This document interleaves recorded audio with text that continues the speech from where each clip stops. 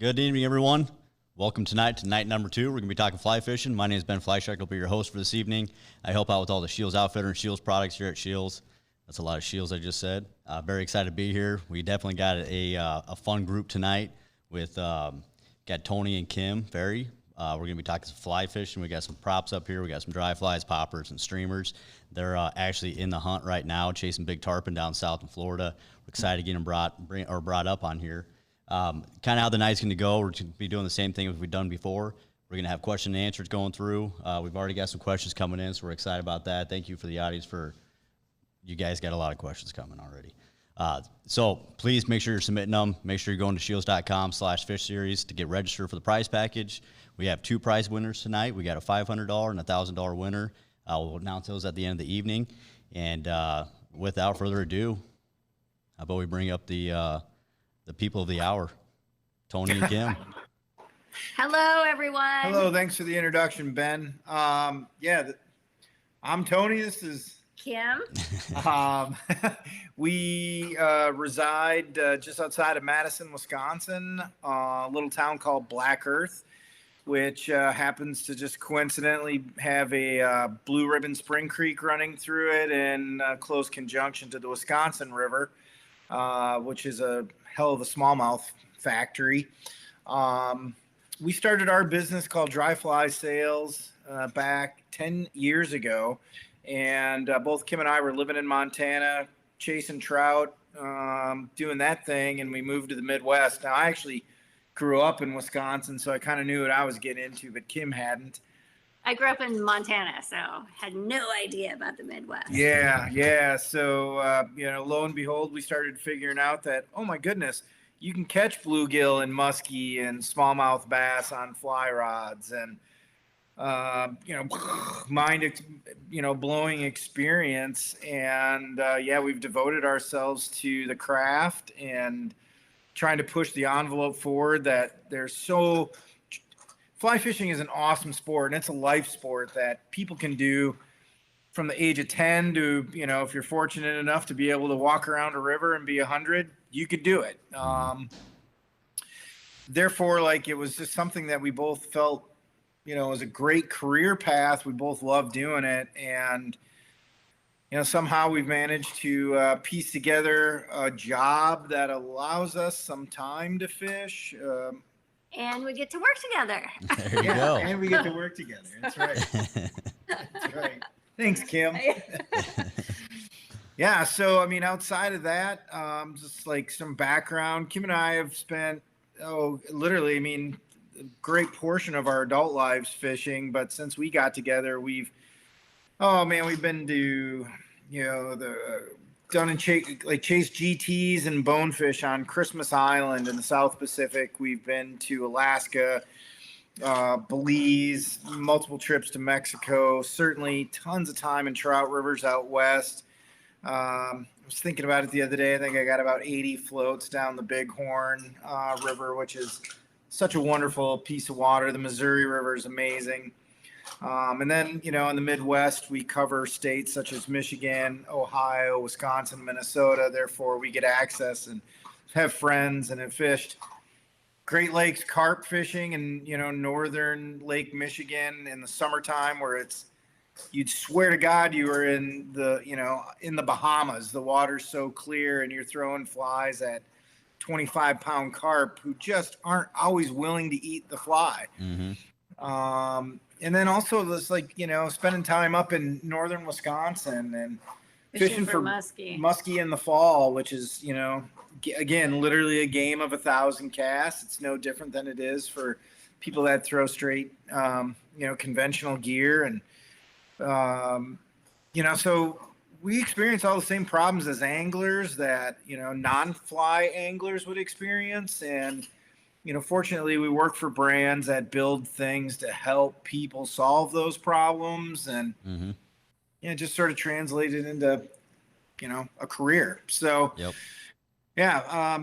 we'll give you the best we got as far as storytelling and reasons for this and that. We've got props handy if need be. So have at it. Whenever you guys are ready, we're ready to join the fun. Perfect. Well, the first question we're going to lead off with, which is probably, in my opinion, at least in the top 3 all-time favorite flies, is what is your favorite color woolly bugger? Favorite color woolly bugger? Ooh,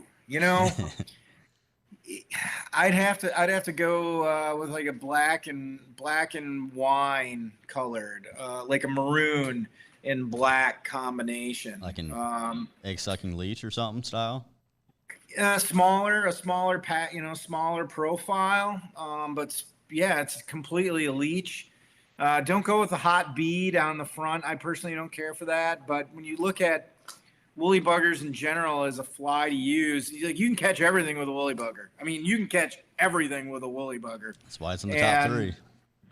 Yeah, right. I mean, it's such a versatile thing, and you can dead drift it and sort of, those marabou tails that are often tied in woolly buggers will sort of undulate in the water as you strip it along, and it looks like a leech to a fish. Yep. And that's a pretty constant source of food for them.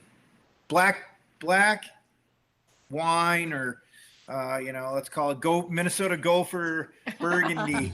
Yeah, tie in some Minnesota love here tonight. What about you, Kim? What's your favorite color? The yellow and kind of copper color. Totally different from what Tony likes, but I've had great success with that out in Montana. Very nice. So who catches the most fish between you two? Kim does.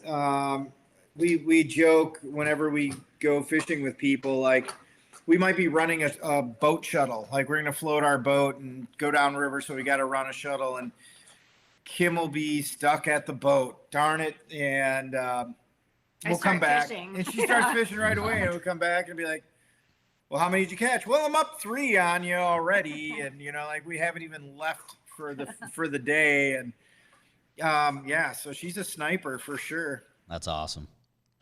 Do you guys ever target some of the bigger game fish species for freshwater? I mean, I'm not sure. I'm sure we're going to get some saltwater questions at some point, but so far right now, most everything's freshwater. But like your muskies and your pikes and all that. Yeah, I'd fully expect that. We spent a week this past October strictly fishing for muskie. We hit a number of different rivers up in northern Wisconsin and literally camped out overnight. So like these were longer floats down rivers. Camped along the river as we went. It was great. Yeah, it was a wonderful experience. And I mean, that's like throwing 10-weight rods and sinking lines. Or specialty, like there's literally specialty musky rods for fly fishing that are really specific tools. But I mean, you're hucking a fly that's, 8 to 10 inches long over and over all day. And yes, bigger than this. Yeah, well, that's a pretty adequate musky fly there for sure. And the funny thing about muskie, at least in my opinion, having been sort of broken into the sport for fishing streamers, a streamer style fly like that, certainly Montana for like big brown trout. Mm-hmm. And muskie fishing, in my opinion, is bigger gear, bigger flies, bigger brown trout. I mean, they're different animals altogether, but the action and the amount of dedication, I guess, to just continue, you got to believe. You just have to believe that this next cast is the one, because they're a tough critter for sure. Oh, that's a lie. Muskie fish 10,000 cat. Yeah. Well, it's better. I'll tell you what. I'd rather throw a fly rod than a freaking huge Medusa or something, on a bait caster. Yeah. So, a little bit more fun. But all right. So, what's the best snack that you guys take with you on these fishing trips? Oh my gosh. Right now we're totally addicted to the little peanut butter cracker things. Oh, The yeah. peanut butter cheese crackers. They're so good. Yeah. And they're easy. Yeah, like things that you don't have to eat a lot of. You can just like eat them quick and keep doing, because your hands are busy. Mm-hmm. You're always doing something. And so like I can pretty easily just reach down, grab a cracker like that's got delicious peanut butter in between, and like throw it in my mouth and like be ready to make another cast. Straws in like a beverage is always super helpful, and like some of those fancy koozies that SCHEELS sells. Because like sometimes the fishing's so good, you might not touch your Beverage. Your beverage. We'll just say your For a beverage. You might not touch it for 40 minutes. And when it's, a hot summer day, I don't care where you are, like it's going to get warm, and nobody likes a warm beverage. Yeah, agreed. All right, let's start jumping into some more technical questions here. Sure. Where do you put the split shot on a nymphing setup? That's a really good question. Typically, if I'm running that kind of rig, assuming let's say we're running a 4X tapered leader, and I want my flies to end at roughly, say, 10.5 feet. Simple math, that means on a 9-foot leader, I got to add about 1.5 feet of another tippet material. So if I was running 4X and wanted to stay consistent within a 4X leader system, I'll tie a piece of 16 inches of additional 4X leader or tippet material onto the end of my leader, and at that knot where I've joined the leader and the tippet together, that's where I'll pinch my split shot. It doesn't necessarily, I can always cut it and shorten it if necessary, and I'll adjust my indicator more so up or down that system based on depth. But my rule of thumb is 1.5 feet from split shot to first fly. I find that, when you think about how that system sets up, especially if you're using weighted nymphs, that split shot's getting it down, and they keeps it down and allows those nymphs to kind of bounce along the bottom and tumble through the rocks like they should be. Yep. So rule of thumb, I would say 18 inches, you could go down to 16. If you're starting to get below 14 inches, I'd probably cut everything apart and start over and get that initial length back out there. Now, does this change when you're doing a dropper fly too, off that nymph? No, I'll run that same system. And then for a dropper fly, probably shorten up that length to more like, maybe 14 inches. I like 14 inches. You can take it down to 10 depending on what it is.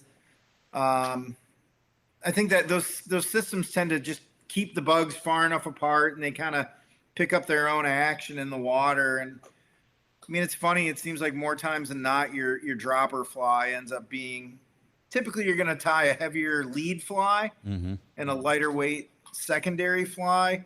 And it seems like those lighter weight secondary flies just, you got that split shot, and then you got that heavier fly kind of keeps everything down, and that lighter fly tends to rise up a little bit more. It always seems to be the one that gets eaten the most. It varies, but yeah, that would be my system for a nymph setup. Very good. All right. So customers got a 5-weight and an 8-weight rod. What line would be best for that? Targeting panfish and largemouth, or it could be smallmouth too. Sorry. Yeah, sure. So for 5-weight, predominantly, if you're talking, I'm guessing that the 5-weight rod would be used mostly for panfish, i.e. crappie, maybe some perch, certainly bluegill, things of that nature, sunnies. I'd probably run a straight 5-weight line. So many modern fly lines in particular oversize the line weight a little bit more than what the rod is designed for per se. Like it'll say 5-weight on it. It'll honestly, you could probably put a 12-weight line on a 5-weight rod. It would be a horrible experience to cast, but the rod will handle the weight. Whereas I wouldn't go all the way. I wouldn't go a full size up. So you're running a 5-weight rod. I wouldn't put a 6-weight line, but certainly go into like SCHEELS, for instance. And one of the lines that we really like from SA is the MPX taper. And that ends up being 3/4 of a line weight heavier than what's printed on there. And that really deals with the mass within the front part of the line. The weight forward part. So that extra weight just allows the rod to bend, makes casting easier and more efficient. On the 8-weight combo, and you guys sell this line as well, I'd buy an 8-weight Scientific Angler Bass Bug is the name of the line. And it tells you everything you need to know. It's designed to turn over big bushy flies, whether it be poppers or bigger streamers or frogs, stuff, the type of things that those fish eat. And that's oversized by 2 line sizes. So again, that mass is in a short, compact section within the first 20 feet of the line.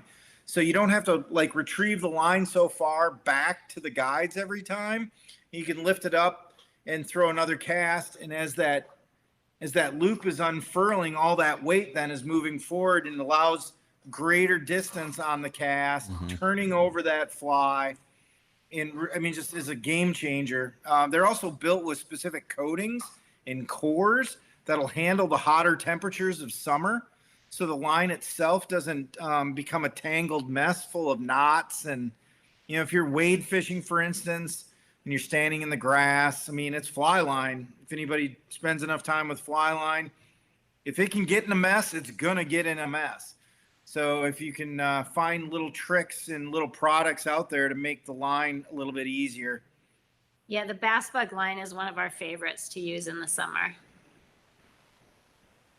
We predominantly fish ourselves. We fish from a drift boat most of the time in the summer for bass, even on lakes for largemouth. But I mean, imagine it. I mean, we've all done it. You know, it's 87 degrees and the humidity is 85 or 90%. And, you know, it's a bright sunny day. It's like great to be out, you know, but doesn't always react very well to fly lines. They get warm, and when they get warm, they tend to get sticky. So, I mean, of all things, literally, this is a great technical question and a segue about gear. But like, you can spend $200 on a fly rod. You can spend $1,000 on a fly rod. You can spend $60 on a fly reel. You can spend $600 on a fly reel. The one thing that is such an important part is the fly line. It is the connection. It's the connection to your hand. It's the connection to the fish, the fly, the entire experience. And if there's any one place that you probably want to maybe invest a little bit more in that sometimes gets overlooked, it's fly lines.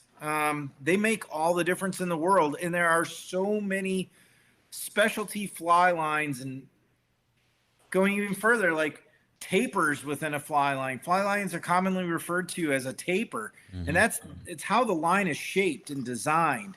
So if, you know, like in the situation of the bass bug, it's a long head of like 30 feet that's thick and dense, more weight towards the front of it, but it's also got to get through the air, you know, and it's got to make your casting easier. So all 8-weight, I guess my point being is, like, if bass fishing with an 8-weight rod is what you want to do, then it probably makes sense to search out a tool that's specific to what you want it to be. You could put a general 8-weight floating line on it, and that will work. But I think the experience, I think, would be a little bit challenged due to the fact that you're going to work a lot harder to make those casts. And again, you're casting all day long. It's not like I'm just going to cast for 4 minutes and sit down. You know, you're going to be working it all day. So yeah, you get the right. Yeah, totally. You can search out nowadays, like, you know, most all companies make it very simple. If you are going bass fishing, like with SA, the bass bug line is a great line. They just make it very simple to choose or make the selection for the line that you want. Yep. Yeah, And it makes your casting easier. It makes the whole experience much more fun. naming conventions certainly come into play, Ben. Interestingly, like, there's a lot of great lines on the market that will do the job. We just happen to work for SA, so you know, sorry for the shameless plugging on Scientific Angler product, but you know, and then I guess another consideration is what kind of weather and what are the water temperatures that you're fishing. We've just been talking about the bass bug. The bass bug's a great line at 75 degrees and above. Right. 75 degrees and below, I wouldn't ever fish that line, because again, the coatings and the core are designed for hotter temperatures. When those air temps and water temps are below that, now the line almost gets too stiff. So, I mean, really, I think the best advice I'd give anybody on searching out fly lines for a 5-weight, if it's for panfish, a general weight forward, slightly heavier is going to be good. It's easy to get it under trees. You can get it into some spots that you wouldn't necessarily be able to with like a trout line, which is designed to throw a much lighter, more delicate presentation of a fly. Hopefully that answers the question. Sorry. No, you answered about 15 questions right there, so I appreciate it. One of the nice thing too is, and I think Kim, you even mentioned it, that on the packaging anymore. Yeah. I mean, it's not the 80s, right? I mean, technology has caught up, the naming conventions have caught up. Obviously, if you're coming into SCHEELS, you're gonna have a SCHEELS expert there to help out in those situations. If you are just window shopping type deal, I mean, you can just kind of go through the lineup and kind of see where that really needs to line up. And It is good too. I mean, going with that 8-weight with an 8-weight rod. Would you guys have you ever in the past, say you've gone with a 7-weight on an 7-weight line with an 8-weight rod? Have you guys flexed a little bit, gone up or gone down a little bit? So I mean, that's obviously is probably more technique specific on that. But if a customer is in a bind, just knowing how the industry is right now, the sales are just everywhere. Availability is becoming difficult. It's just not. It's not the end of the world if you can't get the exact weight line. No. And typically, if given the preference, I'd rather go with a heavier line than a lighter line. Again, in that 8-weight scenario, worst case, if there was no 8-weight in stock and I had a choice between a 7 or a 9, probably take the 9, generally speaking. Just for ease of casting, and I think it just becomes frustrating. We could go down the rabbit hole so deeply. Fly lines are endlessly fascinating, and like I knew about it, and I certainly studied it. But once I started selling them and really studying them, and like thinking about applications, and literally we have a lot of darn fly lines in our life now, and like we're gonna go out and fish on a particular day, and I feel like a mad scientist some days. I'm like, let me try this line, and I'm going to fish it on this rod, and this rod's a really fast rod, and this is a really heavy line, but it's too heavy for this, so I want to size down. And, we were just talking about the bass bug. 2 line sizes heavy, even though you should buy it as an 8-weight. If you had only a 7-weight available, you're still heavier than what in reality, if you were to throw it on a scale and weigh the line, it would say this is heavier than an 8-weight. So again, the rabbit hole is deep. It's complex. Fly lines they're such a game changer though. Yep. Yeah. We had the conversation before we started this evening with one of the video guys. And I mean, it's just incredible how much that line is going to make a difference, and some of the questions coming through here. I mean, and, we kind of touched on it a little bit, with Tony, with the rods, focusing on the line, not necessarily as much as the rod and the reel, and there's certain situations on a bluegill set up a 4-weight, 3-weight, 2-weight, 5-weight. I mean, you don't need a huge drag, right? I mean, you can get away with a lower price point reel. You don't have to have something with a fantastic drag system on it. It doesn't have to be a wide arbor spool, right? I mean, you can almost cheat, right? Yes. Even with some of the even with the bass stuff, right? I mean, unless you're getting into some hogs down south, the 18-inch state record in North Dakota, right? I mean, you're going to be okay with a 5 or 6 weight. Oh, yeah. An 18-inch smallmouth bass on a 5 weight. I was talking largemouth. I'd personally be a little bit scared about that. Really? I would feel like bringing a knife to a gunfight. Yep. Well, maybe we just struggled a little bit in Nebraska where we started doing it. Maybe that's why. And it's funny because you even mentioned carp before the question was posed to you guys, but we do have questions on carp, and we were talking about it before. One of the guys that's behind the scenes answering some of the questions and posting the questions, Mike, he asked me, and we're talking about carp, and that's the last fish I've actually fly fished for, was carp. I love fly fishing for carp. Man, isn't that it's a worthy competitor in the world of flies. They fight good on conventional, and it's 10 times better even on fly rod. That's where you want a good drag system on that. Yeah. Carp fight great. I love them. Yep. And truly, they are not, they're not easy to catch on a fly. They're bottom feeders. They like crusty.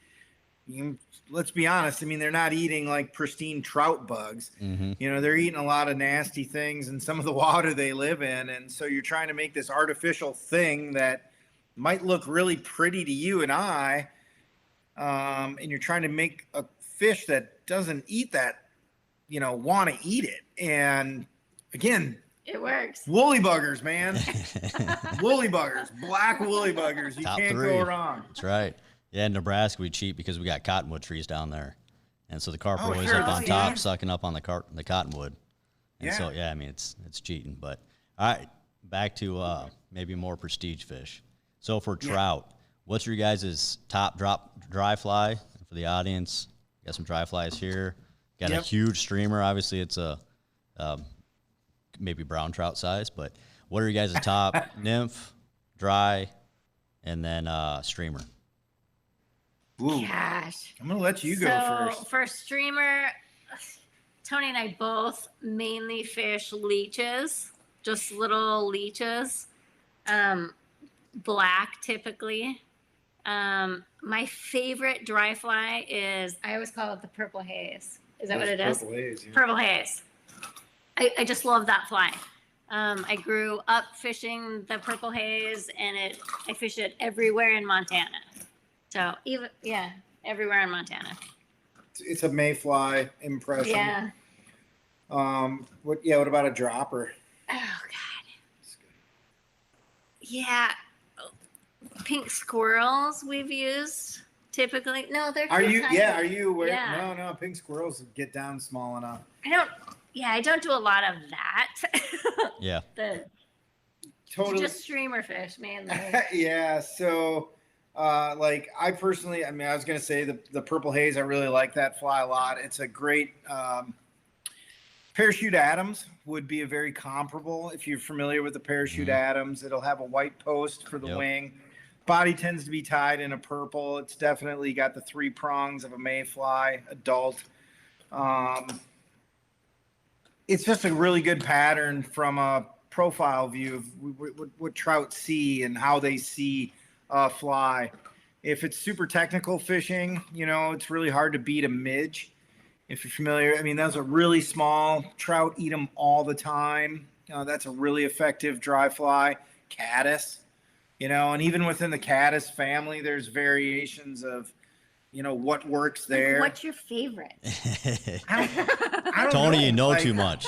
You know too much. All right. So if I could fish anything for dry fly, I'd fish a cut from foam grasshopper Terrestrials. pattern, and for a dropper I would probably bring a midge pupa, a small size 20, just a basic black silver thread wrap midge, because they eat them all the time, and the grasshopper gets their attention and they'll probably grab the dropper. From a streamer, we love leeches. Not to get it too far into it, I really like swim flies, articulated streamers now. And to give you an example, this is a fly that we brought down to the salt, but we use them a lot, in our part of the world in Wisconsin for bass. But this thing is called a game changer. And you can see how the fly moves. And so these are tied with multiple sections where they tie material and they link it all together. So as the fly moves through the water, it twists and turns, and it very much articulates like a live bait fish. And for the most part, outside of, leeches, you're imitating a bait fish of some, or dog. Yeah, you guys got a bird dog running around. Right. You're trying to imitate, some sort of bait fish pattern. So modern streamers really do a lot. The materials, the way they're tied, you can imitate anything. And I don't know. Someday somebody's gonna there are musky baits out there for the regular gear guys that have started to incorporate a lot of the fly tying techniques and materials because of the way these things undulate and move through the water. And they're inline I think spinners. the whole thing with the streamer is you're mimicking their food source, as much as any other dry fly or nymph. Yep. Sorry. God. Just keep talking. Well, we know you guys are passionate about it. Yeah, all right. love it. So we are having some knot questions coming through, and because of the lighting, because of the time, because of the technical aspect of it, what do you guys suggest for a new beginner? Even maybe somebody like myself who hasn't fly fished for quite a few years, and, how do I do the nail knot again? How do I, oh yeah. So what do you guys recommend on that? Sure. So like a nail knot, is that's really connecting, a leader to a fly line. That's that connection or a handshake. Fortunately, modern fly lines, modern leaders have created loops now that are welded in or tied in. So you can get a loop to loop connection, which is super easy. When you're talking about connecting a leader to a tippet material, if we're predominantly talking trout, use what's called a surgeon's knot. Mm-hmm. And, you can do double surgeon's knot, a triple surgeon's knot. If you're really into the streamer game, you might be tying a blood knot, which is another connection knot.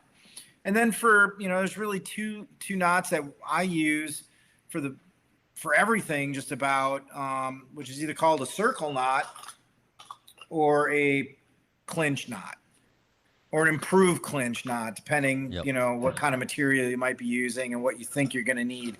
Clinch knot, straight trout, that's a direct knot right into the hook.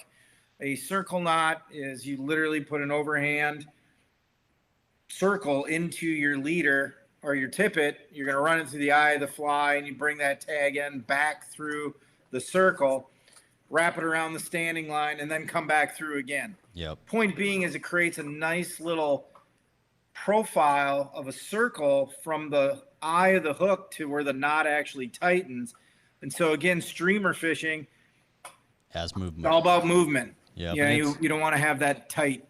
And anyone wondering out there how to tie knots, because there are so many different styles of knots.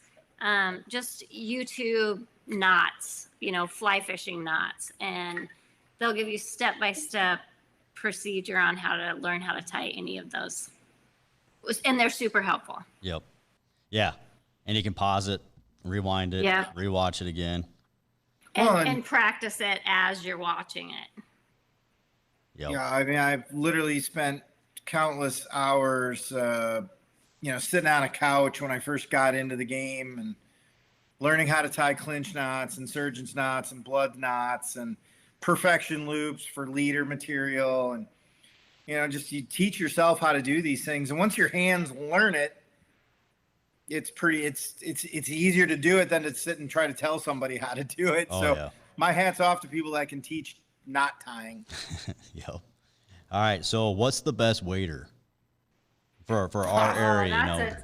It's a double-edged sword. I know it's 20 answers in that one question, but what's the 6-weight version of a wader? Like the most versatile wader? Yeah. For fly fishing purposes, for wading in creeks and rivers? Small bodies of water. Yeah, so much depends. So whenever I have a conversation, I've been selling waders a long time. So has Kim, but I feel like I've had this conversation with so many people. To me, it depends on what's the best wader. Well, how many days are you going to wear them? And if you're passionate about the sport and you say, man, I'm going to wear a wader 30 to 50 days a year. In my mind, you need to spend some money on a good pair of waders. And the reason being is we don't walk on golf courses with waders all that often, right? Typically we're walking along creeks and there's, think about the creeks of the Midwest. I mean, there's briars and thickets and thorny things everywhere. And, waders are going to leak sooner or later, all of them. But the investment on the front end in buying a better wader with multiple layers of material, straight up 50-day a year, 30-day a year fisherman, the Simms G3 is the Cadillac. You can do so much with that wader. If I'm only going to fish 10 days a year, I'd look at a Simms Freestone wader. I'd look at a Simms Tributary wader. Those waders are really designed for that level of consumer.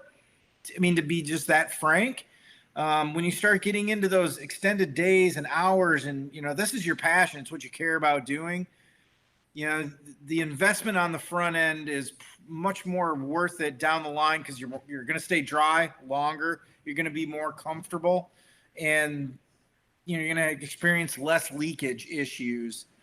That'd be my advice on wader purchases. How many days a year are you going to fish? what are you fishing for? Mm-hmm. You know, if creep around trout streams is what you're going to predominantly do, you might get away with a little bit lighter weight pair of waders.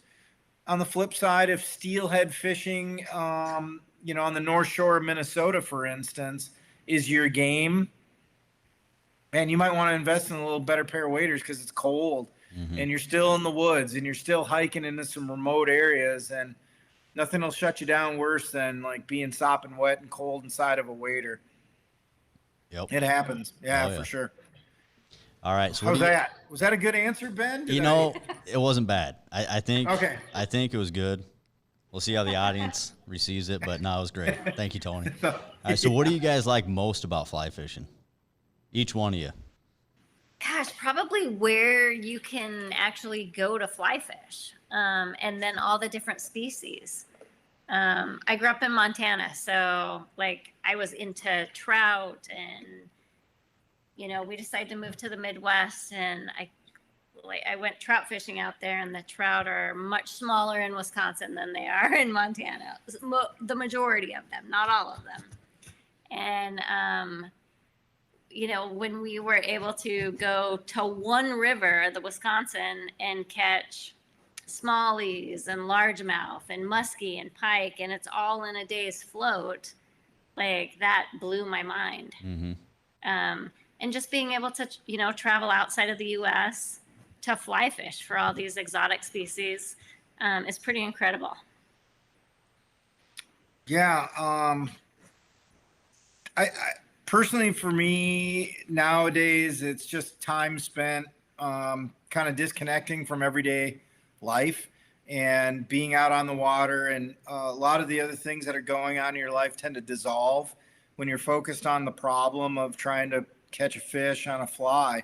It's not, there are easier ways to catch fish. The guys that were on last night, the guys that are on tomorrow night with you, like these guys are pros, and that's what they do. You know, we're serious enthusiasts, you know, I mean, our paycheck doesn't determine whether or not we're catching fish. So it's a little different. It's a little different maybe for us at this stage. But just, you know, like I don't think about work, and I don't think about my darn dog crawling around on the couch when I'm on a meeting with you. And, you know, I'm just worried about like, okay, did I tie the knot right? And, you know, did my cast work? And, you know, these are just little problems that you're breaking down. Meanwhile, you tend to be in some pretty nice places. Beautiful places. Places. Fortunately, I don't know, like there's cool spots. There's cool urban fishery though too. You know, like you can go catch fish in a city and, you know, be around some, you know, questionable, you know, places maybe. And catch fish. And catch fish on a fly rod. And that's great fun. We lived in Minneapolis for a number of years and had fished the local lakes there for panfish with a fly rod. And, you know, there'd be cars and trucks going by. And meanwhile, like, you hear them, but I'm more worried about, oh, look at that giant carp. Let's figure out how to catch that, you know? So each one of you as well, what's the toughest fish species you guys have targeted? Like what's Permit. your tarpon? Permit. Oh, permit. Yeah. They're extremely difficult, I think. I say that because my husband's caught a huge one. Yeah. I'd echo that sentiment. Of all the fish I've chased with a fly rod, I'd say permit are probably the hardest. Generally speaking, I think it's not like the holy grail of saltwater fly fishing. There's certainly other species that are harder, but consistently they're really tough to catch. And then there's tarpon, and tarpon are crazy hard to catch too. And there's something about seeing like 100-pound, like we were talking about earlier, you know, seeing 100-pound fish chasing your fly, and like, how do you remain calm? You know, that is taking years of trial and error and lots of failure to get to a point where I can actually keep my head about me and not like, I don't know. It doesn't always happen. Well, that's story. So Kim and I were in Mexico, and we were chasing permit along this really cool beach. Like we're getting pulled. The guy's pulling us, and like 3 of them are coming at me. And I happen to have the rod that morning. Made the cast, and watch the permit. It's like a 25-pound permit. Come over and eat the fly. And it's like, yeah, it came tight. And I still had my finger underneath, on the cork, holding the line down, give it the strip set it's in. And then the fish takes off. Well, the cast itself was maybe 40 feet. It wasn't a really long cast. And I probably had 65 feet of line laying on my, when I made that cast. So now all of a sudden I got 30 feet of line shooting through the guides. And it's like you just hooked it up to a car going 60 miles an hour, right? Yep. And all this line's whipping around. And at the very end, the very last piece of line hooks the butt of the rod. So here's a 25-pound permit, all this movement and activity, and you're like, woohoo! And all of a sudden this fly line comes around and it's stuck and the rod's jacking around. I turn to Kim and I'm like, Kim, help! And I don't know what to do. Like my mind is totally frozen. And bang, the fish is gone. And the guide's just shaking his head, like rookie mistake. And I've caught lots of fish and cleared the line, but like first time with a permit, and I just set the rod on the deck and I laid down in the boat and had to count for like 20 seconds before I could get up and talk to anybody. It was funny. Tough. It's devastating. Tough. Obviously, there's still some wounds there. There is. Clearly, I've seeked counseling, but it doesn't seem to help. What about for a freshwater perspective? Muskie? Man. All right, so I'm gonna answer this one first. For me, it is a 20-inch smallmouth bass. That is my goal each and every time. Every summer, I've caught 219 and a halves. I've never caught one over 20. Meanwhile, my wife here has a broken leg, mind you, and I get her onto the boat, and we're seated. We had a John boat, so we had a post seat, and so she was able to sit, and I would row her down the river, and she's whipping around a popper with a broken leg, catches a 21-inch smallmouth like 5 minutes into the day. Oh, man. And it ruined Tony's with a broken leg. You can't even stand up to fight the fish. Well, maybe if you break your leg and she rows you down the river. Yeah. I see where you're going with that, Ben. That makes some sense to me. They do have gators down there in Florida. Yeah. I think the hardest one, though, is for, in my opinion, outside of carp. Yeah, carp are hard. Carp are pretty hard, but the muskie's tough. Yeah. Like a lot of things got to go right. They'll eat. Mm-hmm. They'll chase a fly and they'll eat a fly, but keeping them pegged, a good hook set, and then keep the fish under control and actually get it to hand it's a great and worthy accomplishment for sure. And even as a rough fish, it's growing up, you just carp is a carp, a gar is a gar, but I don't know, it's just different when you got a fly rod in your hand. Yeah, that's my gar. I want to catch a gar so bad, and we've caught. Oh man, what's the biggest we've caught? Maybe 35 inches, maybe. But we've seen huge gar in the Wisconsin, and I cannot connect with one. And every summer, this is going to be the year that I get this big trophy gar. Literally to the point where we've used specialty flies that don't have hooks in them. They're just long, sinewy, ropey material, specifically for gar fishing, because their mouths are pure armor teeth, right? And getting them, I've destroyed more flies in losing a gar before I can even get it to hand, because their teeth will just destroy it. Yep. But so you try to use these flies that are almost specifically, it's for freaks like us, I guess. I'd like to catch these things, but these ropey looking things, and in theory, they get, they get tangled up in their teeth, and you can stand it.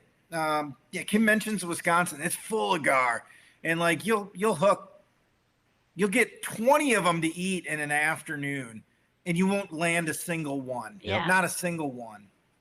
Yeah. We had one last summer that followed Kim's fly, and I looked down in the water, Ben, and the damn thing was 5 feet long. At least a 5 foot long gar, and you can see the spots all on it, and it's just below the surface, and it's following the fly in. And I literally looked, and Kim's stripping the fly all the way back. Now the leader's coming through the guides, right through the tippy top, and I'm like, please God, don't eat that fly. Please don't, because that rod's gonna snap in half in a minute, and Kim's gonna be super mad, and then I'm gonna be mad because we broke a rod. Hopefully this summer you guys will nail one. Oh man. All right. So now, in what situations does a fly rod or a fly fishing setup outperform conventional fishing, in your guys' opinion? Oh, honestly, I'm just going to go out there and say trout fishing to me in its purest sense. And maybe it's just because of, I am a fly angler, but there's really very little in the tackle box that you can do, cause you're always got to be, unless you're using like a worm and a bobber and just sort of letting it dead drift along a creek, it's very hard to mimic the food sources. And certainly if the trout are keyed in to eating on top and they're sipping bugs on top, man, there's very little in the conventional world that I've ever seen that mimics that. Mm-hmm. When they are focused on eating bugs on the surface, there's nothing in a conventional angler's fly box or a tackle box that can mimic that. And that's certainly the number one advantage, I think, why maybe the whole sport started in the first place. Originated over in really, England, and they've got famous clear rivers over there with really picky trout, and they figured out like to catch them, they needed to do this and make the flies ride on the surface. That would be one. And I think on the conventional, to have the conventional advantage, like catching sheep's head or, sometimes catfish. We can catch catfish on the fly rod on occasion, luckily. Mm-hmm. Accidental, usually, right? Yeah, not usually. And I think that's where because we can't really mimic any of their food source. We just haven't been able to, or we haven't found the right fly yet to do that. And I think the key is that you guys are talking about using flies too. I mean, there's a lot of, fly fishing that I've seen in my life that is a split shot with a night crawler on a hook, or a split shot with a piece of bait on a power bait, So, I mean, you guys are still, keeping pure to the sport with the imitation fly. So, yeah. Ben, it's almost gotten to the point though, where I want to give myself some gulp and drop a streamer in there and just bounce it around for a while and make it all stinky and then go try that. I think that'll work. Hey, I'm not above putting scent attractors on stuff. Heck no, man. All fishing's fun. It's more fun when you're catching. Yeah, we're not playing for money here. That's right. So, okay, I mean, we're in the bread and butter of walleye territory. Obviously, you guys are not currently, but being in Wisconsin, Minnesota, North Dakota, South Dakota, what is your go-to walleye fly? Man, streamer. A streamer of some kind, an imitation of a bait fish pattern. And I've caught them. We both caught, Kim's really good at catching walleye, honestly. But you got to find, it's the same structure that you would find in conventional, applications. The difference being is it's awfully hard in the fly fishing game if you're fishing below, say, 20 feet deep. And so if you're in deep water like that, I would say don't bring a fly rod. Bring your normal conventional rod. That is a better tool for the job. Now, if you're conversely fishing in water that's 5 feet deep and there's walleyes in there, you can have a hell of a good time with a fly rod because now you're in their zone, with a sinking tip line and a weighted fly.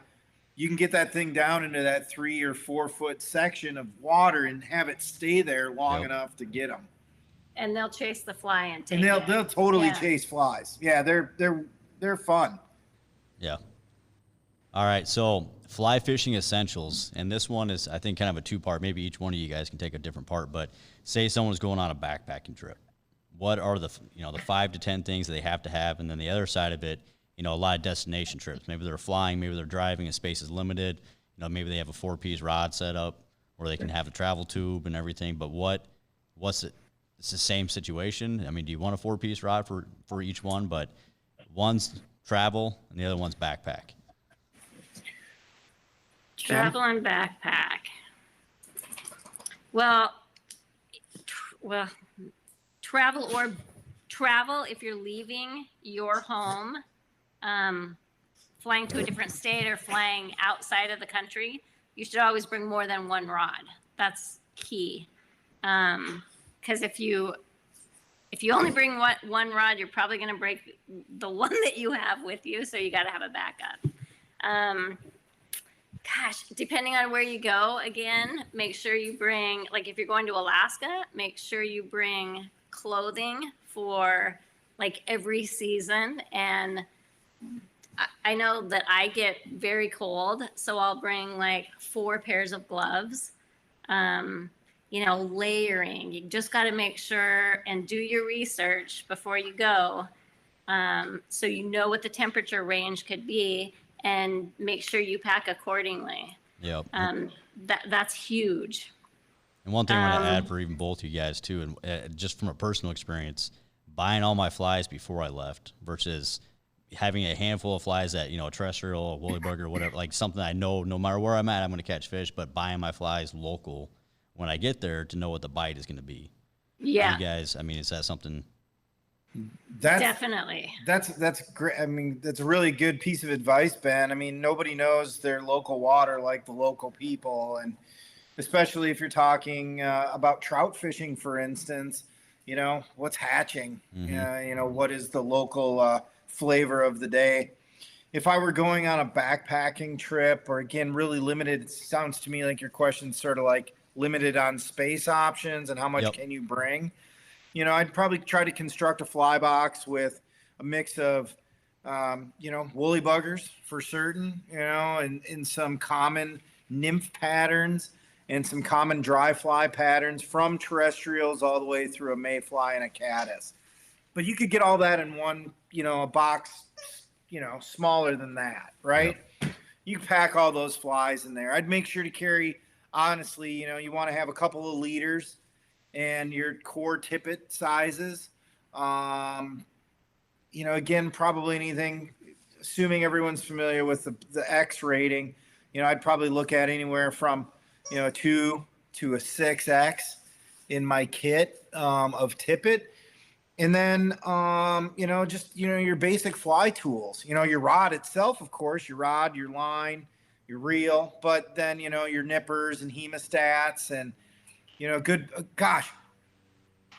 pair of sunglasses, that's one of the most non-thought of thing that I think a lot of people forget is how important protecting your eyes, because you are hurling a piece of feathers that has a hook in it around your face pretty consistently. And, I've sunk flies into the back of my head, literally had to go to an emergency room because it was buried in past the barb and we couldn't get it out. But, these are things that I think you got to be conscientious of. So protecting your eyes is one of the biggest ones. Mm-hmm.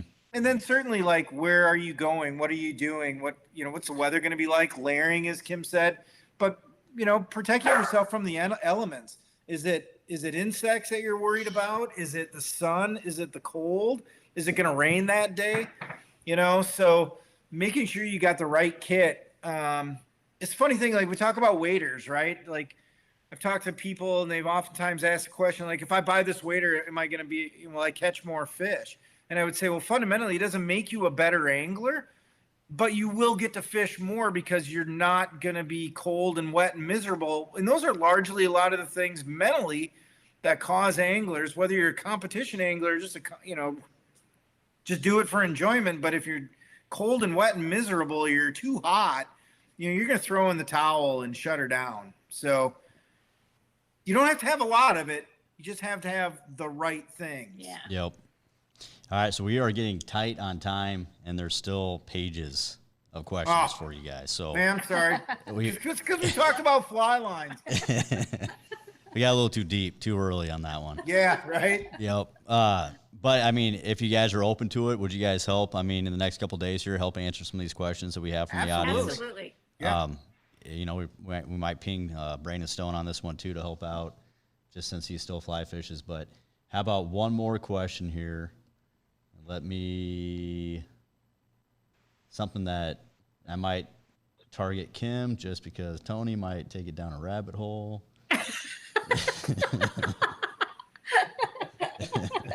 Tony's the talker out of us. No way.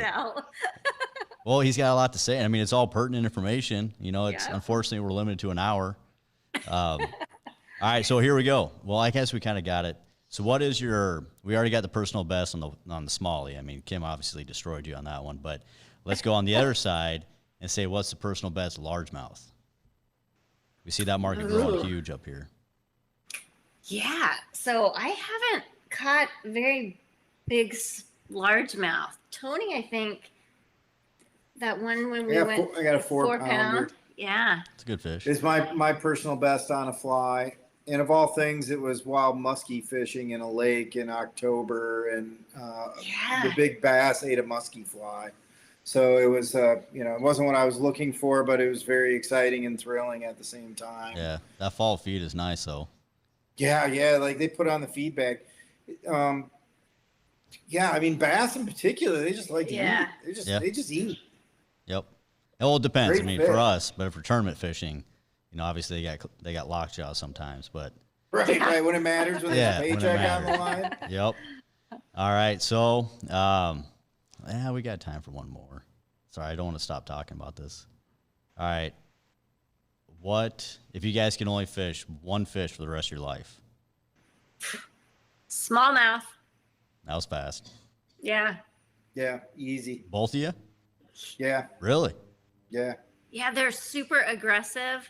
They love taking flies, and I love popper fishing for them. So it's a surface eat. You can see it, and they're explosive.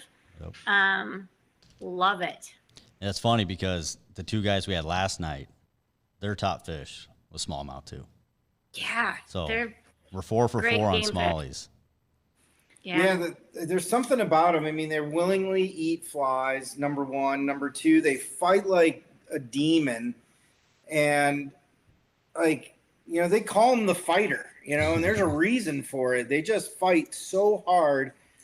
And they're really, honestly, like, after you catch enough of them, you begin to, appreciate what they look like even. I mean, there's a reason that fish has a red eye. It's not because it's, like, a nice guy, It tells you everything you need to know. Fish has a red eye, that's worth catching. Don't mess with it. Yeah, right. All right, so with the prize drawing, we got 2 winners going on tonight. We got a $500 gift card as well as a $1,000 gift card. Woo! Yes, the $500 gift card tonight is Larry B. from Kalispell, Montana. Woo! So congratulations. Larry! Congrats! And then the $1,000 gift card is Greg B. from Chippewa Falls, Wisconsin.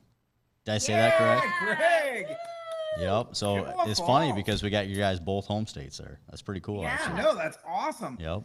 So, well, hopefully these guys go in and find some great fly gear at SCHEELS. Both the Eau Claire store and the Great Falls store, which would be your local shops, have pretty nice fly fishing selections and have all the things that you need. Yep. SCHEELS does a great job. Yeah. Great partner. Yep. Congratulations. Way to go, guys. Yeah, I'm jealous Thanks for again. asking questions. Yes. All right. So thanks everyone for tuning in tonight. Tomorrow night, we're talking walleye. We got Jason Mitchell and Johnny Candle. It's going to be a big night for that, especially with our bread and butter up here for the walleye side. But Tony and Kim, I can't thank you guys enough for taking time. I'm sure you guys are probably you can smell the ocean still, with the windows open. You guys are just fighting to get outside there. And appreciate your dog. Was that a puggle, by the way? Yes. Yes. Yep. Yeah, man. You know the puggle, huh? Yep. They're pretty good waterfowl dogs. So make sure you guys are jumping on to SCHEELS Outdoors, following us on social media, on Instagram as well as Facebook. We have our YouTube channel as well. This is where this is going to be living in. And we got all those questions. Audience, we will get to you guys at some point here in the next couple of days. And appreciate everybody tuning in, and we'll catch you guys tomorrow night. Thank you. Thank you. Thank you for tuning in.